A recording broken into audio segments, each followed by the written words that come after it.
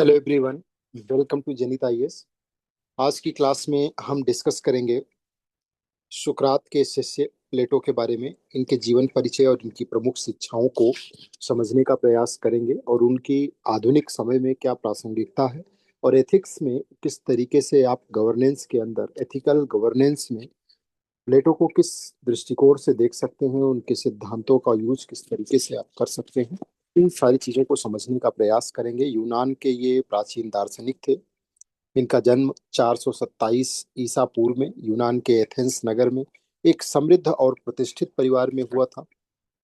और इनका जो शरीर था, इनको प्लेटो नाम दिया गया था। उपनाम उनके मजबूत शरीर और चौड़े कंधे के कारण पड़ा था। युवावस्था में प्लेटो को संगीत, कविता, व्यायाम, राजनीति में विशेष रुचि थी। प्रारंभ में वो राजनीति में प्रवेश करना चाहते थे, लेकिन उनके जीवन की दिशा तब बदली जब उनकी मुलाकात सुकरात से हुई।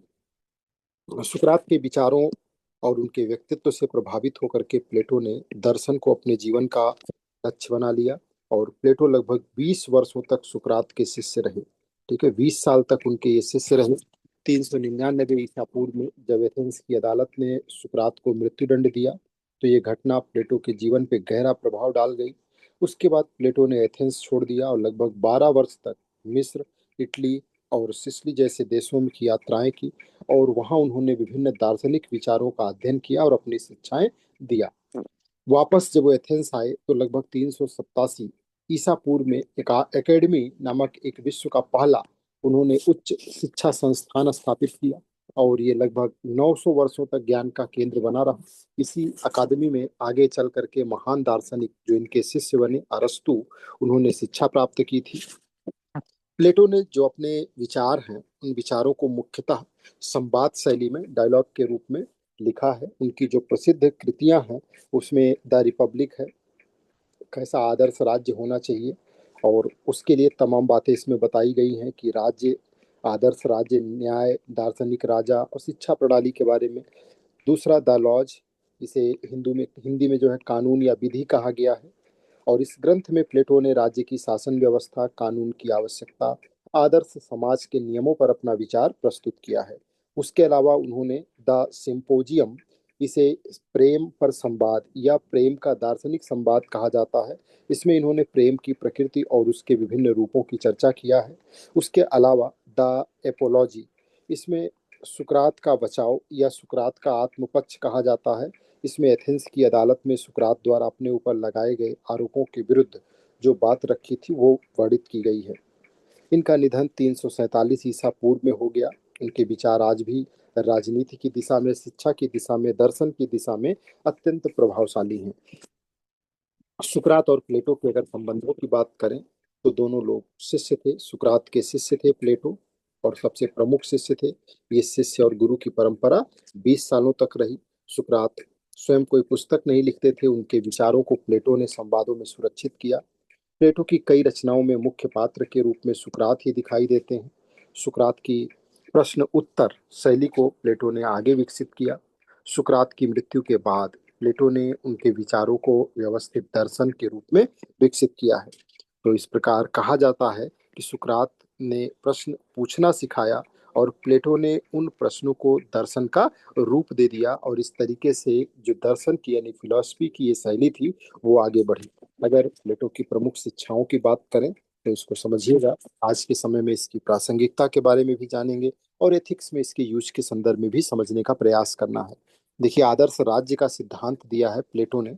उनके अनुसार राज्य का उद्देश्य न्याय और नैतिकता की स्थापना करना है। दो बातों पर उन्होंने जोर दिया है कि न्याय की स्थापना होनी चाहिए और नैतिकता की स्थापना होनी चाहिए। उन्होंने रिपब्लिक में आदर्श राज्य की कल्पना की जिसमें समाज 3 वर्गों में विभाजित है: शासक, सैनिक और उत्पादक वर्ग। और ये तीनों यानी कि शासक जो होगा उसको दार्शनिक होना चाहिए। जब तक दार्शनिक नहीं होगा, उसके पास वो ज्ञान नहीं होगा जिससे वो शासन को सुचारू रूप से चला सके। सैनिक जो उसकी रक्षा करने वाले हों, और उत्पादक वर्ग जो प्रोडक्शन करके, यानी कि जो जनता है उसके भरण पोषण के लिए, व्यापार के लिए, हर चीज के लिए वो प्रोडक्शन होगा तो ही सारी व्यवस्थाएं सुचारू रूप से चल सकती हैं। यहाँ पे जो दार्शनिक राजा का सिद्धांत है उसके संदर्भ में प्लेटो का विचार था कि जब तक दार्शनिक राजा नहीं बनते या राजा दार्शनिक नहीं बनते, तब तक राज्य में जो न्याय है वो स्थापित नहीं हो सकता। फिलोसफर जो होगा उसका दृष्टिकोण वाइडर होगा, नॉलेज उसका विस्तृत होगा, तर्क शक्ति उसकी सुदृढ़ होगी, और ऐसी स्थिति में वो न्याय के प्रति कहीं ना कहीं ज्यादा गंभीर और सजग होगा। प्लेटो की शिक्षाओं में उन्होंने आदर्श राज्य की बात किया है और दार्शनिक राजा के सिद्धांत की। तीसरी बात उन्होंने ज्ञान के सिद्धांत की किया है, थियरी ऑफ नॉलेज। उनके अनुसार जो है सच्चा ज्ञान इंद्रियों से नहीं बल्कि बुद्धि से प्राप्त होता है। इंद्रियां जो है वो हमें केवल भ्रमित कर सकती हैं, जबकि जो बुद्धि है वो सत्य तक पहुंचाती है। इसलिए हमें अपने बुद्धि का विकास करना चाहिए, और शिक्षा बुद्धि को विकसित करने का माध्यम है जिससे बुद्धि का विकास होता है। जो हम शिक्षा ग्रहण करते हैं उससे हमारी बुद्धि जो है वो तेज होती है, वो डेवलप होती है, तार्किक बनती है, और हम कहीं ना कहीं ज्यादा नॉलेज से कहीं ना कहीं हम ज्यादा जो है अच्छी तरीके की स्थिति में पहुंचते हैं, यानी कि जो हमारा डिसीजन मेकिंग पावर है, जो लाइफ को जीने का रास्ता है, वो ज्यादा आसान हो जाता है। उसके अलावा उन्होंने विचार का सिद्धांत दिया कि इस संसार की वस्तुएं अपूर्ण प्रतिरूप हैं, यानी कि वास्तविक सत्य एक आदर्श जगत में मौजूद शाश्वत कणों के रूप में, शाश्वत रूपों में है। यानी कि उनकी जो थियरी थी कि जो भी है संसार में, जितनी भी चीजें हैं, जो वस्तुएं हैं, वो अपूर्ण प्रतिरूप हैं, यानी कि वो इम्परफेक्ट कॉपीज हैं। और अगर जो चीज कॉपी हुई है, चाहे वो नॉलेज ही क्यों ना हो, एक जगह से दूसरी जगह अगर नॉलेज आया, आपने कोई बुक पढ़ी, और बुक का मैटर आपके अंदर आने के बाद अगर वो एनालाइज नहीं हुआ, तो वो अपूर्ण ही रहेगा, वो कॉपी के फॉर्म में ही बना रहेगा। यानी कि उसमें भी ब्रांचेस निकलनी चाहिए, जड़ें गहरी होनी चाहिए, वो विचार प्रपुष्टित होना चाहिए, गहरा होना चाहिए, परमार्जित होना चाहिए, तब जाकर के उसमें एक नई तरीके की चीजें डेवलप होती हैं। तो वास्तविक जो सत्य है वो एक आदर्श जगत में मौजूद शाश्वत रूपों में है, यानी विचारों में है, फॉर्म्स में है, या फिर आइडियाज में है। और उसको जब डेवलप किया जाएगा, विचारों को डेवलप किया जाएगा, परिपक्व किया जाएगा, तो वो सत्य के करीब पहुंचेगा, वास्तविक सत्य के। पांचवी बात उन्होंने न्याय के सिद्धांत की किया। प्लेटो के अनुसार जो न्याय का अर्थ है कि हर व्यक्ति अपने स्वाभाविक कार्य को ईमानदारी से करे और दूसरे के कार्य में हस्तक्षेप ना करे, ये न्याय का सिद्धांत है। अगर ऐसा लोग करें कि हर व्यक्ति जो भी उसका काम है उसको पूरी ऑनेस्टी से करे, दूसरे के काम में अपनी ऊर्जा को दूसरे के काम में हस्तक्षेप करने में, दूसरे के काम में रुकावट डालने में ना लगाए, तो न्याय के सिद्धांत को आसानी से स्टैब्लिश किया जा सकता है। उसके अलावा उन्होंने छठी बात थियरी ऑफ सोल बताई, आत्मा का सिद्धांत। तीन भागों में बांटा। तो आत्मा को उन्होंने बुद्धि, साहस या भावना और इच्छा, तीन कैटेगरी में बांटा है। और उन्होंने कहा कि बुद्धि, साहस और इच्छा, यानी कि बुद्धि का मतलब यहाँ पर ज्ञान है, और साहस का मतलब इच्छा, तो आपकी इच्छा हो गई, और साहस का मतलब आपकी क्रियाएं। यानी कि अगर ये तीनों चीजों के बीच में संतुलन है, तो व्यक्ति न्याय और उसमें नैतिकता उत्पन्न होती है। यही बात जयशंकर प्रसाद जी ने रामायणी में लिखा है कि ज्ञान दूर कुछ क्रिया भिन्न है, ज्ञान दूर कुछ क्रिया भिन्न है, इच्छा क्यों पूरी हो मन की। ज्ञान दूर कुछ क्रिया भिन्न है, इच्छा क्यों पूरी हो मन की, एक दूसरे से मिल ना सके, यह विडंबना है जीवन की। कौन? ज्ञान, इच्छा और क्रिया। अगर इन तीनों के बीच में सामंजस्य बना दिया जाए, संतुलन बना दिया जाए, यानी हम जो चाहते हैं, जो हमारी इच्छा है, उसके लिए हम काम करें, जो हमारी इच्छा है उसके लिए हम प्रयास करें, और वो प्रयास जो होना चाहिए, जैसा भी हमारी इच्छा है उसके लिए जो प्रयास है वो नॉलेज वाला होना चाहिए, ज्ञान में प्रयास होना चाहिए, मतलब सही दिशा में प्रयास होना चाहिए। दिशा कब सही होगी? जब ज्ञान सही होगा। तो जब ज्ञान सही होगा, यानी कि सही डायरेक्शन में चल रहे होंगे, ज्ञान होगा और इच्छा है और क्रिया की जा रही है, तो सफलता मिलनी है। तो व्यक्ति जिस चीज को सफलता कहता है वो प्राप्त होगी, और वहीं से फिर न्याय और नैतिकता की उत्पन्न व्यक्ति में स्वाभाविक रूप से होगा। इसके बाद उन्होंने शिक्षा के महत्व की बात किया कि प्लेटो के अनुसार शिक्षा ही आदर्श राज्य की आधारशिला है। जब तक शिक्षा नहीं होगी, व्यक्ति तार्किक नहीं होगा, वो जागरूक नहीं होगा, उसके अंदर अपने राष्ट्र के प्रति, राज्य के प्रति प्रेम का भाव पैदा करना असंभव है। तो उन्होंने कहा कि शिक्षा ही आदर्श राज्य की आधारशिला है। शिक्षा जो है उसको जब तक आप पूर्ण रूप में नहीं लेकर के आएंगे, तब तक चीजें अनुकूलित नहीं हो पाएंगी। उन्होंने शिक्षा को दो भागों में बांटा था, शारीरिक और मानसिक शिक्षा। शारीरिक रूप से लोगों को ट्रेंड किया जाए, बताया जाए कि किस तरीके से हम फिजिकली फिट रहें, बीमारियों से दूर रहें, मानसिक रूप से फिट रहें। और अगर मानसिक रूप से फिट है तभी हमारे आत्मबल का, आत्म विकास संभव है। और वहीं मानसिक जो शिक्षा है वो व्यक्ति को क्या करेगी कि उसमें वो फिलॉसफी सीखेगा, मैथ सीखेगा, साइंस सीखेगा, तार्किक बनेगा, और उसकी जो बुद्धि है वो ज्यादा प्रखर और मजबूत बनेगी। तो ये शिक्षा का महत्व की बात कब कर रहे हैं? चौथी पांचवी बीसी में। और सामूहिक विचार, जीवन पर विचार की बात करते हैं कि प्लेटो ने शासक और सैनिक वर्ग के लिए सामूहिक संपत्ति और सामूहिक परिवार की व्यवस्था का विचार दिया, ताकि जो निजी स्वार्थ है उससे ऊपर उठ सके। और जब निजी स्वार्थ से व्यक्ति ऊपर उठेगा तो कहीं ना कहीं वो ज्यादा वाइडर दृष्टिकोण अपना पाएगा।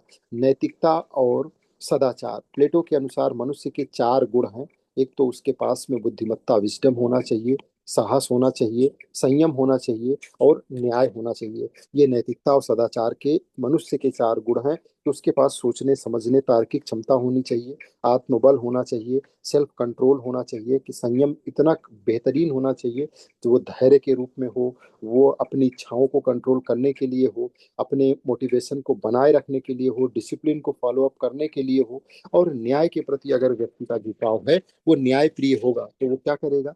तो वो अपने काम को ज्यादा ईमानदारी से करेगा, दूसरे के काम में ताका झाकी, रोक टोक, ये सारी चीजों पे ध्यान नहीं देगा। वो खुद के विकास पे, खुद अपने कार्यों को बेहतरीन करने का प्रयास करेगा। न्याय और अन्याय की स्थापना क्या होती है? महाभारत में क्या है? वो दूसरे का भी हिस्सा लेना चाहता था, 5 गांव देने को भी तैयार नहीं था। तो वैसे में जब अन्याय हुआ तो फिर सारा विनाश होता है। न्याय क्या है? वो कहीं कहीं ना कहीं व्यक्ति को ज्यादा सारगर्भित और ज्यादा फ्रूटफुल बनाता है, ज्यादा समर्पित बनाता है अपने काम के लिए, अपने उद्देश्य के लिए, अपने लक्ष्य के लिए।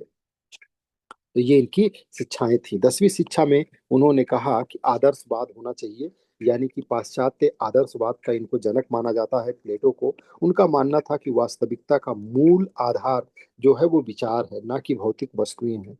जो भौतिक वस्तुएं हैं उनका कोई उतना मूल्य नहीं है जितना कि वास्तविक जो जो भी कुछ है वो विचार है, आइडियाज है। हमारे आइडियाज कितने बेहतरीन हैं। यानी आइडियाज को आप ऐसे समझ सकते हैं कि वो आपके सॉफ्टवेयर हैं। जैसे फोन के अंदर आपके पास कौन कौन से ऐप हैं।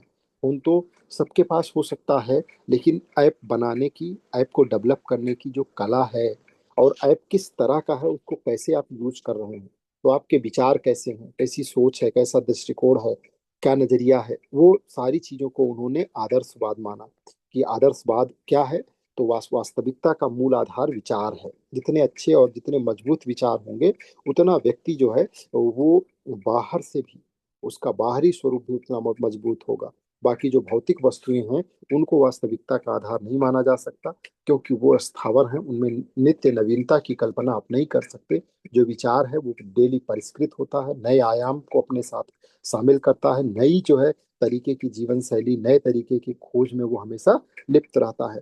सुकरात ने दर्शन की नींव रखी, प्लेटो ने उसे व्यवस्थित रूप दिया, और फिर इनके जो शिष्य थे अरस्तु ने उसे वैज्ञानिक स्वरूप दिया। कल की क्लास में हम अरस्तु की चर्चा करेंगे। इसलिए इन तीनों को पाश्चात्य दर्शन की त्रयी कहा जाता है। इन्होंने ट्रिनिटी ऑफ वेस्टर्न फिलॉसफी, यानी तीनों ने मिलकर के जो वेस्टर्न फिलॉसफी है उसको एक आकार दिया, एक स्वरूप दिया, और उस आयाम तक पहुंचाने का प्रयास किया जिस आयाम से जो रोशनी निकली वो पूरी दुनिया में फैली। और समता, स्वतंत्रता, न्याय, बंधुत्व, शिक्षा, इन सारी चीजों को जितनी जल्दी जिस भी देश ने इन विचारधाराओं को फॉलो अप किया, उन्होंने उतनी तेजी से अपना विकास किया, अपने को डेवलप किया, अपनी ऊंचाई पे लेकर के गए। और बाद में ये विचार हर तरफ, हर क्षेत्र में पहुंचे। तमाम और थिंकर्स हुए, और विचारक हुए, और प्रशासक हुए, जिन्होंने इन विचारों को अपना आधार बनाया। और फिर समाज में एक नए तरीके का उन्होंने, नया समाज बनाने में, एक नए तरीके की ऊर्जा भरने में लगातार प्रयास किया। आज भी ये विचार लोगों को प्रभावित कर रहे हैं, और आज के समय में भी इनकी उपयोगिता उसी रूप में है। शिक्षा को देखिए, जो आधार तय किया गया, आज बच्चा जन्म लेता है तो 2 साल 2.5 साल बाद ही पेरेंट्स उसकी शिक्षा को लेकर के इतना ज्यादा अंदर से उतावले हो जाते हैं कि नर्सरी का बच्चा भी रिजल्ट लेकर के घर आता है तो उसको लगता है कि आज कितनी बड़ी चीज हम लेके आए हैं। वो घर में भाग भाग के सबके कमरे में दौड़ता है, देखिए मैं कुछ लाया हूँ। मतलब शिक्षा का महत्व इतना गहरा, अच्छी बात है। और ये हमारे ब्लड में आ गया कि शिक्षा होनी चाहिए, वो कितनी जरूरी है, उसका लाइफ का एक हिस्सा बना दिया गया। और जैसे जैसे शिक्षा के प्रति समझ बढ़ रही है, जैसे जैसे तकनीकी और विकास हो रहे हैं, वैसे वैसे ये विचार अपने आप अपनी जगह को और बना रहे हैं। उन्होंने आइडिया को लेकर के जो विचार दिया, वो आइडिया ही तो वैज्ञानिक सोच है। उसी आइडिया ने नए नए आविष्कार किए, नए नए तरीके की खोजें की, नए नए तरीके के दार्शनिक थॉट्स सामने आए। और फिर उन्हीं विचारों के आधार पर लोग अपने जीवन में सुख, शांति, सुकून, वो सारी चीजों को इस्टेब्लिश करते हैं। ज्ञान ही, वो भगवान बुद्ध ने कहा कि जो दुख है उसका कारण क्या है, तो अज्ञानता। अज्ञानता ही दुख का कारण है। अगर व्यक्ति के पास वास्तविक ज्ञान होगा, ऐसा विचार होगा, वास्तविक विचार, वास्तविक ज्ञान होगा, तो दुख हो ही नहीं सकता है। दुख का कारण भी अज्ञानता है। यानी कि जो शिक्षा है वो सर्वांगीण विकास में है। वो सिर्फ मानसिक विकास में नहीं, आर्थिक विकास में नहीं है। वो व्यक्ति के हर एक सोच, उसके जीवन शैली, उसके जीवन यापन, हर एंगल को प्रभावित करता है, हर आयाम से वो जुड़ा हुआ है। तो आज हम लोगों ने प्लेटो के बारे में समझा, इनकी जो विचार हैं, जो इनकी शिक्षाएं हैं, इनको आप एक पेज में पॉइंट आउट कर लेंगे। आज यूपीपीसीएस के प्रीलिम्स में, एथिक्स के पेपर में सुकरात, जिसको हम लोगों ने भी किया था, उनकी शिक्षाएं पूछी गई हैं, गांधी जी से रिलेटेड क्वेश्चंस पूछे गए हैं। आगे हम इन सब चीज की चर्चा करेंगे कि कैसे इसका आंसर आपको डिजाइन करना है, कैसे लिखना है। पॉइंट आउट करते चलिए, पॉइंट्स बनाते चलिए। मन को अभी से ही इस भाव में रखिए कि हमें स्पीड में काम करना है। और जब आप अपने मन को वो ऊर्जा से लैस कर देंगे, तो आप अपने आप में वो चमत्कारिक परिवर्तन पाएंगे जिसके लिए आप कभी डर रहे थे। वो सारी चीजें संभव हैं। आप दुनिया की, मैं बार बार बताता हूँ, दुनिया की सबसे पावरफुल चीज अगर कुछ है तो वो ह्यूमन ब्रेन है। मनुष्य के मस्तिष्क से ज्यादा पावरफुल इस दुनिया में कुछ भी नहीं है। वो इतना पावरफुल है कि जो आप सोच भी नहीं सकते, वो भी वो कर सकता है। यानी कि आपके सोचने की प्रक्रिया को भी वो प्रभावित करता है। वो सोचने के लिए भी आपको तैयार करता है, और जो आप सोच सकते हैं वो सब कुछ आप कर सकते हैं। और वो मैसेज उसके पास पहुंचे, उसने अगर मैसेज को एक्सेप्ट कर लिया, कमांड को ले लिया, आपने सही तरीके से कमांड दे दी, तो फिर वो काम होना है। वो उसमें कोई बट है ही नहीं। तो आज की क्लास में इतना ही।